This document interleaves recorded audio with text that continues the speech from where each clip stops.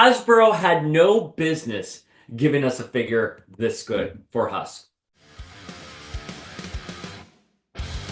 Boom, what's up, familia? Dayspring here with a very exciting episode of Power of X-Men, where we are gonna unbox and give our first impressions about the Marvel Legends Husk figure. She was available on GameStop.com last week, and I like flipped out. I ordered her, even though I had her on pre-order elsewhere, but I already have the Age of Apocalypse Gambit. I couldn't do a first impression unboxing because I found him out in Montreal when I was with Sean and Hammy. But Husk was available on GameStop.com. She was the only one. I think maybe Extreme Wolverine was also available. But I got the box and I'm so excited. It came beaten up. It was supposed to arrive via FedEx. And again, I ordered this on Wednesday and it's Monday today.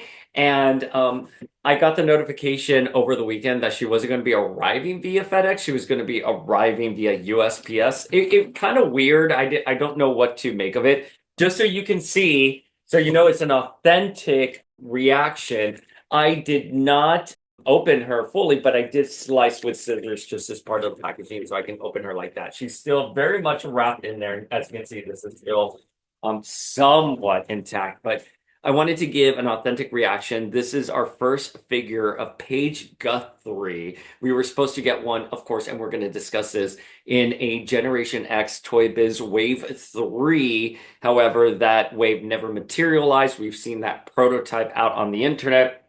Again, we'll dive into it.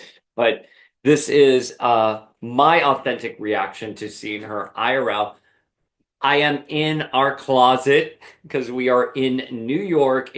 The sun sets at like 4 o'clock. I don't have a ring light here. None of my podcast. I should have podcasting equipment here, but I leave all my podcasting equipment everywhere else but New York. So, all right, we're gonna open her up, and I'm so excited. Okay. Okay. By the way, just first impressions. Packaging like GameStop. Come on. What if I wanted it mint in box? This would not be. Just put like a trash bag over. Okay. Okay. Oh God, it really is her.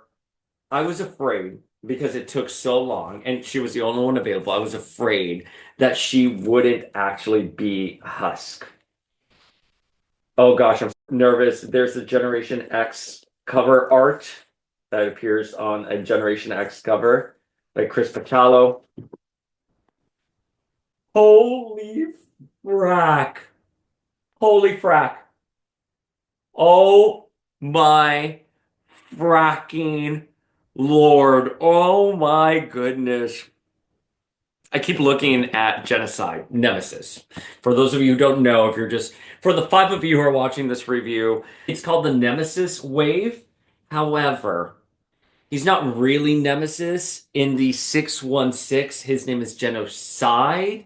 And Nemesis is the name of a character from Age of Apocalypse who is called Holocaust. And his name is, in continuity, was originally Nemesis. And for obvious reasons, when they made him a toy in the 5-inch Toy Biz Wave, they switched his name to Nemesis in lieu of Holocaust. You can understand why Toy Biz did that back in the day. Similarly, you can understand why no one's going by the name Genocide for this character, but very different character than Nemesis. His name is Genocide in Uncanny X-Force, and for lack of a, oh my God, like you can feel his chest. You can feel his chest. You can feel Genocide's Nemesis chest through the packaging here. Oh my gosh. Look at that. I am so excited. I'm sorry. This is on a, it's so weird to do something like this because I'm trying to talk about my thoughts that are entering my head, but at the same time not be performative for the camera. And I hope being in my closet at in New York doesn't really make itself seem that I'm being performative here. I would be really upset about that. Look at her flesh. Oh, you can see her flesh. She really does come with a little bit of flesh. Hasbro nailed it.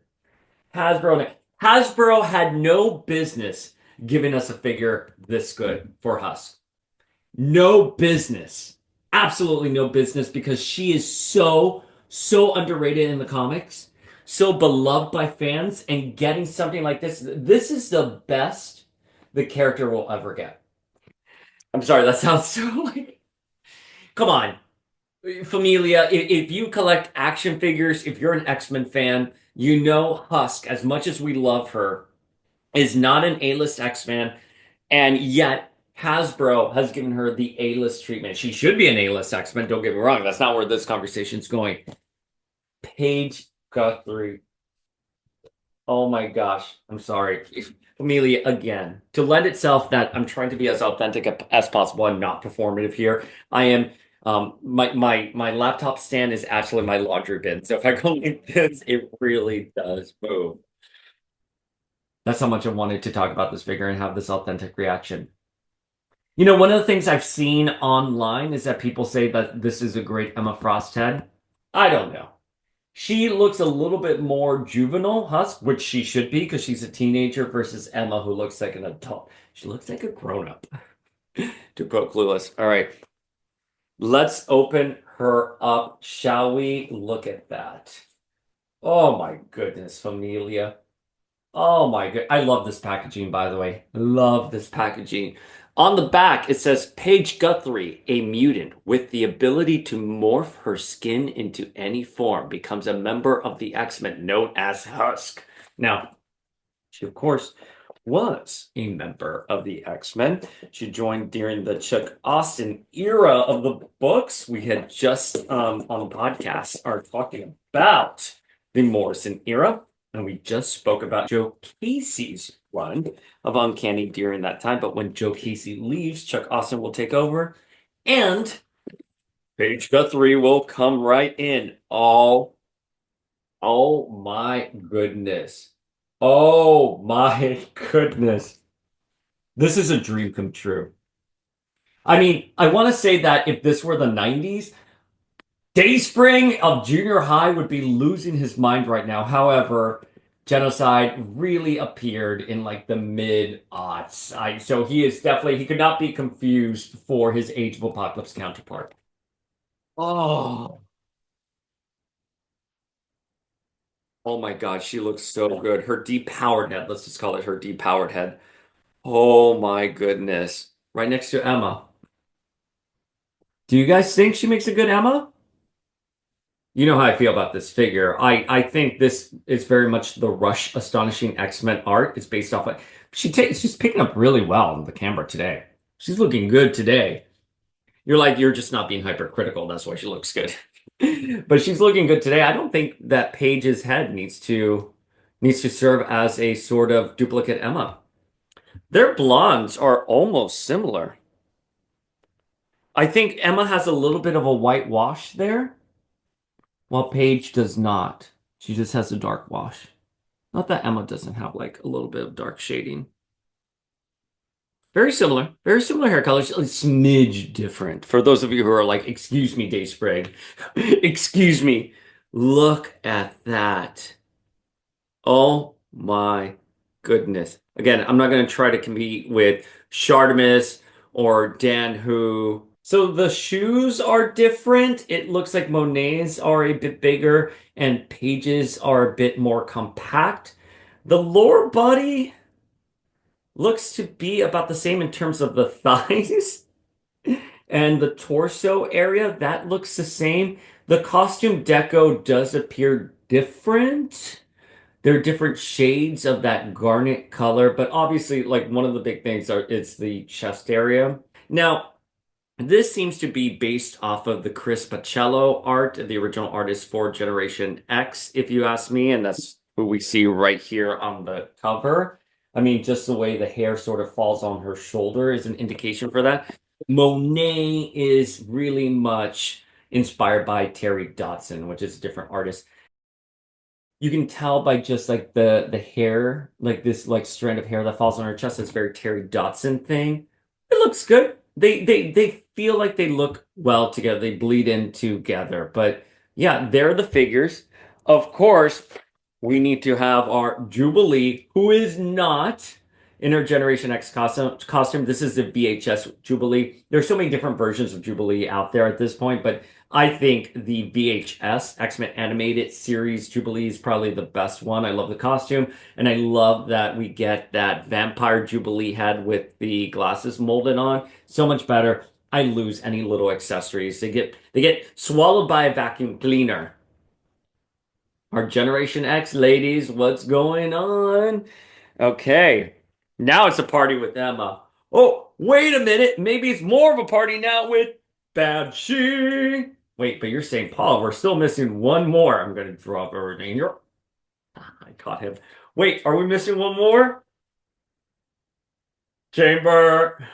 No, it's a party right here. Okay. Um, there's Chamber and Husk. And Chamber, Husk, and M, which these are the three that are very much inspired by Generation X. Emma is astonishing. Banshee is the Strike Force, and Jubilee is the animated series slash 90s. But right here, okay, let's switch out her heads. Again, Hasbro had no business giving us such a great look at that right there. So Husk obviously can change her skin. She can morph. She's Paige Guthrie. So as her name indicates, she is the little sister of Cannonball. The entire Guthrie clan is full of mutants, and Husk, even though she's sort of been appearing in the books for a while, in X-Force, she officially joins the X-Men during the Phalanx Covenant, and afterwards she goes off to Generation X.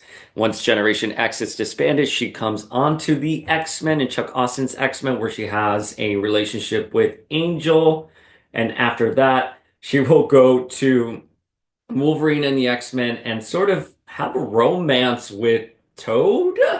Kind of odd there, right? Where I think she's like the lunch lady at the Jean Grey School in Wolverine and the X-Men.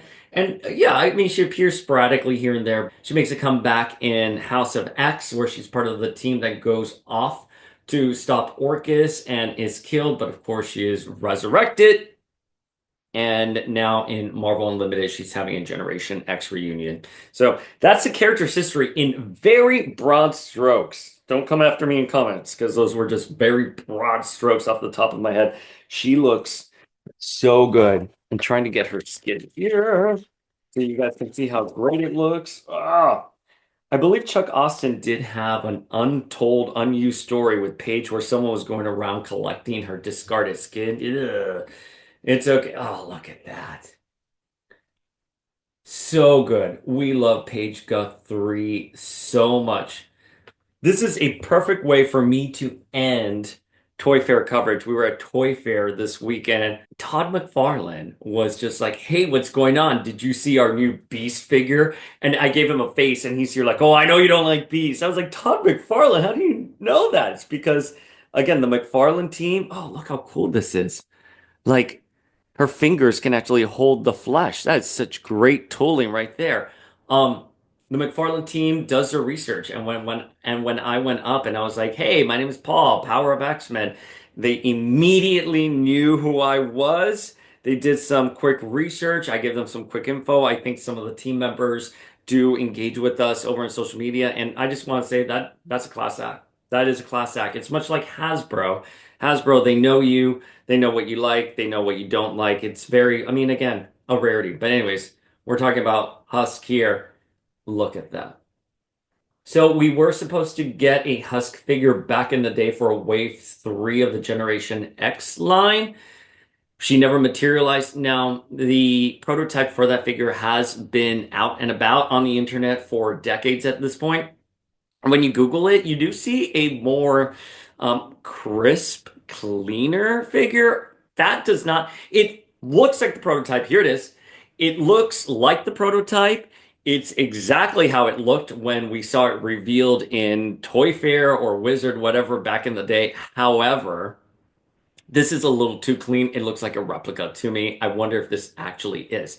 But we also have the art and the concept sketches for it. So, you know, whether this is the image or not, you guys can decide. Someone can inform me. However, here it is. I mean, this is exactly how I remembered it. But again, this looks a little too clean in my opinion. Anyways, there she is. Oh my good. Wow, look at that hair.